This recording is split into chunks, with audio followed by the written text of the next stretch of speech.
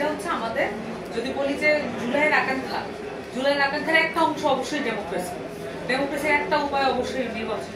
তাহলে এই নির্বাচনের পথে যাওয়ার জন্য আমাদের কি কি উপায় আছে, কিভাবে আমরা দেখবো এই সামনের নির্বাচনকে, সেটার উপায় আমরা বলছি যে বিচার সংস্কার দেন গণপরিষদ নির্বাচনের মাধ্যমে যদি হয় তাহলে হচ্ছে আমরা পুরোপুরি বাংলাদেশকে যে রিফরমেশনের যে কাজটা সেটা আমরা চালু করি। দেখুন এখানে একটা বিষয় যখন ছিল যে জাতীয় নাগরিক কমিটি যখন অভ্যুত্থানের একটি শক্তি হিসেবে অভ্যুত্থানের প্ল্যাটফর্ম হিসেবে নিজেদেরকে প্রকাশ করেছে, কাজ করেছে, তখন তাদের এক ধরনের জায়গা ছিল, কিন্তু রাজনৈতিক দল হিসেবে কিন্তু তার জাতীয় নাগরিক পার্টির আলাদা একটা ভূমিকা থাকবে। এখন যে ধরনের রাজনৈতিক দলরা নানা রকমের বক্তব্য দিচ্ছে এবং আমরা এটাকে মনে করি যে তারা আবার রিচেক করে দেবে, রিএভালুয়েট করুন নিজেদেরকে, কারণ এখানে রাজনীতি এটা একদিনের বিষয় নয়।